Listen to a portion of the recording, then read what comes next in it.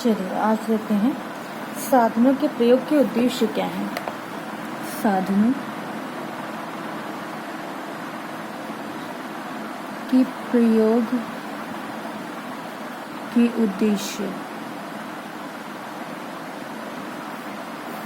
ठीक है, हम साधनों का क्यों प्रयोग करते हैं, ठीक है, इसका उद्देश्य क्या है। ठीक है, तो इसमें हम देखते हैं यदि साधन हमारे लक्ष्य प्राप्ति में सहायक नहीं होते तो वो हमारे लक्ष्य के लिए रद्दी के समान होते, बेकार के समान होते। साधनों का प्रयोग हम अपने व्यक्तिगत सामूहिक लक्ष्यों को प्राप्त करने के लिए करते हैं। इसके अतिरिक्त इससे जुड़े उद्देश्य और भी हैं, जैसे कि पहला है लक्ष्य प्राप्ति हेतु। लक्ष्य प्राप्ति हेतु लक्ष्य प्राप्त करने के लिए हम साधनों का यूज करते हैं। समय है, समय का भी उसमें भरपूर यूज करेंगे, धन का भी यूज करेंगे, अपनी शक्ति का भरपूर यूज करेंगे। किस लिए? लक्ष्य को प्राप्त करने के लिए। अब इसमें भी दो तरीके से आते हैं। एक होता है सुविधा युक्त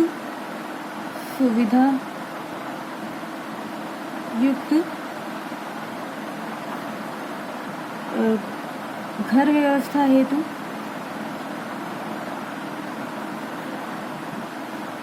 और दूसरा है सामाजिक प्रतिष्ठा हेतु।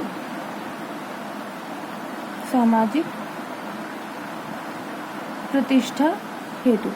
अब देखिए, लक्ष्यों की प्राप्ति के लिए हम साधनों का प्रयोग करते हैं, लेकिन उनमें इस तरीके से भी देख सकते हैं, घर को व्यवस्थित करने के लिए, है ना, जिसमें हम धन, समय, शक्ति, ज्ञान, रुचि, ऐसे साधनों की आवश्यकता होती है।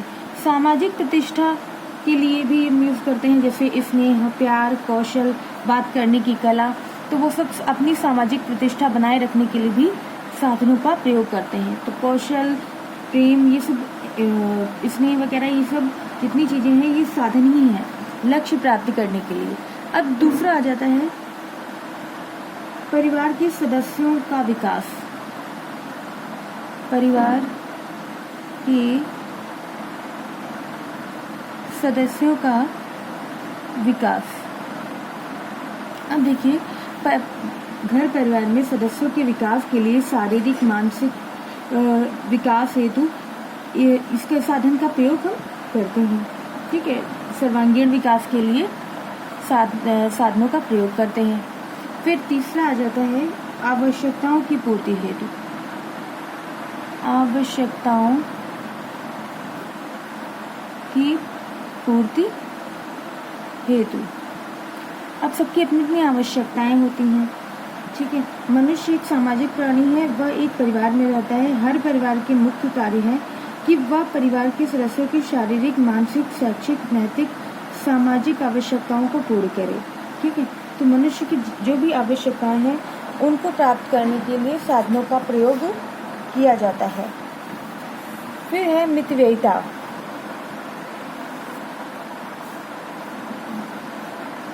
मितव्ययिता, हर साधन की एक सीमा होती है। ठीक है, चाहे वह सीमा गुणात्मक हो या संख्यात्मक हो। उसी प्रकार अब जैसे मात्रात्मक की बात हुई थी, तो हमारे पास पूरा दिन जैसे 24 घंटे हैं, उसमें उसको बचाना कि उसमें कितना ज़्यादा से ज़्यादा काम कर सकते हैं अपने साधनों के प्रयोग द्वारा। गुणात्मकता की बात आई तो स्किल, हमारा किसमें इंटरेस्ट है, तो उन सब चीज़ों को देख करके हम कितनी बचत कर सकते हैं, है ना, तो ये सब चीज़ें आ जाती है। उसी प्रकार हर परिवार के पास उपलब्ध साधनों की एक अपनी सीमा होती है।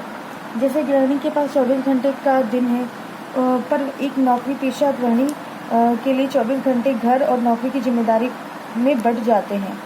तो इसको किस तरह से मैनेज करना है ना, तो वो सारी जिम्मेदारी 24 घंटे केवल परिवार की जिम्मेदारी ही हेतु होते हैं। फिर लास्ट में आता है संतुष्टि। संतुष्टि की इच्छा।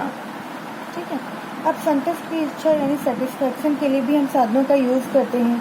भूख लगने पर भोजन की आवश्यकता होती है जो भूख शांत कर देती है, जिससे आवश्यकता पूरी हो जाती है। यदि भोजन भूख व्यक्ति के मनपसंद का हो, प्रेम पूर्वक परोसा गया हो, तो प्रेम पूर्वक परोसा गया हो, तो वो क्या हो जाता है, प्रेम जो है वो साधन हो गए, तो उसका प्रयोग कर हम सेटिस्फैक्शन प्राप्त कर सकते हैं। ठीक है, तो ये इनके कुछ उद्देश्य हैं साधनों के प्रयोग के। जैसे कि पहला है लक्ष्यों को प्राप्त करने के लिए साधनों का यूज़ करते हैं, परिवार के सदस्यों के विकास के लिए साधनों का यूज़ करते हैं, आवश्यकताओं की पूर्ति के लिए साधनों का प्रयोग करते हैं, मितव्ययिता के लिए साधनों का प्रयोग करते हैं, और संतुष्टि की इच्छा रखने के लिए भी साधनों की आवश्यकता होती है। ठीक है, तो ये हमारे उद्देश्य यहीं पे ही ख़त्म होता है, और नेक्स्ट वीडियो में आगे के टॉपिक के बारे में देखेंगे। धन्यवाद।